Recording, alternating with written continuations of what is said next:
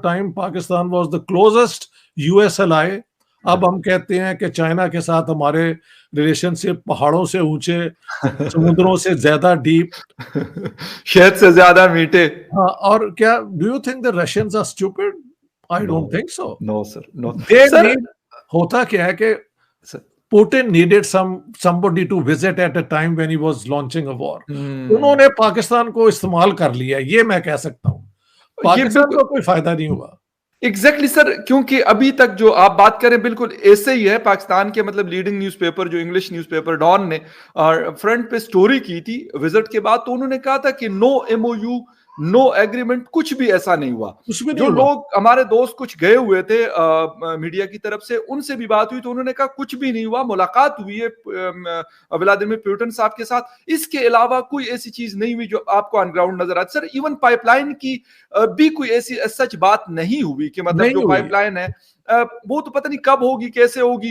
हिंदुस्तान क्योंकि सबसे बड़ा स्टेक होल्डर है, तो मेरे ख्याल हिंदुस्तान अगर चाहेगा और रशिया फिर चाहेगा तो फिर शायद पाकिस्तान को भी उससे थोड़ा बहुत फायदा हो जाएगा। सर ये वाली चीज जो हम ये पाकिस्तानी हमारे समझते हैं कि हिंदुस्तान के साथ उनके ताल्लुकात खराब हो गए। अभी दिसंबर में पुतिन ने एक रोजा दौरा किया था जब S-400 हवाले किया गया था हिंदुस्तान के, बिल्कुल तो खराब तो नहीं हुए उन्होंने, तो बल्कि अमेरिका के साथ भी ताल्लुकात बेहतर कर लिए और रशिया के साथ उनके पहले थे। ये उनकी नॉन अलाइंड मूवमेंट एक कंसिस्टेंट पॉलिसी है कि हम इंडिया के बेस्ट इंटरेस्ट में एक्ट करेंगे।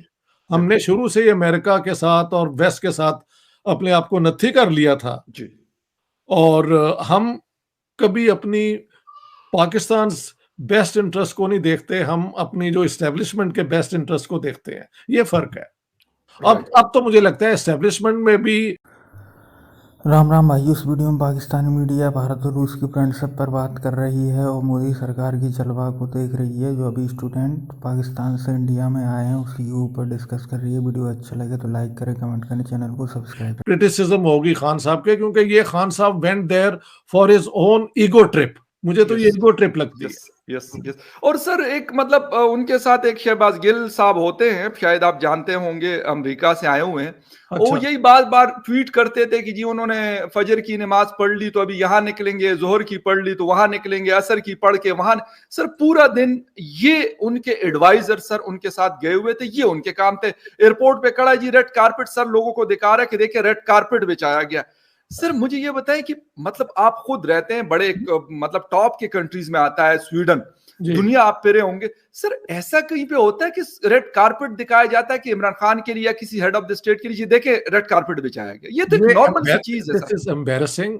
I think every visiting head of government, head of state को प्रोटोकॉल के मुताबिक दिया जाता है। उन्होंने कोई इनके लिए ज्यादा खेचल नहीं की।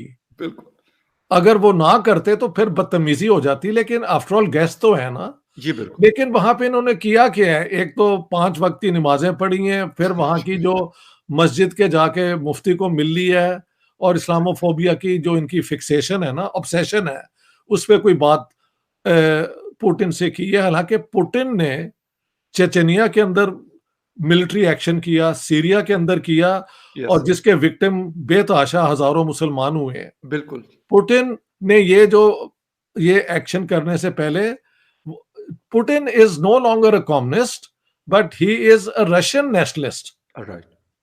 और रशियन नेशनलिस्ट का मतलब है कि ऑर्थोडॉक्स चर्च की ब्लेसिंग से ये एक्टिविटी होती है। Okay, right. तो खान साहब को कौन लोग एडवाइस करते हैं या एडवाइस किसी की ये सुनते ही नहीं। He went there at a very wrong time.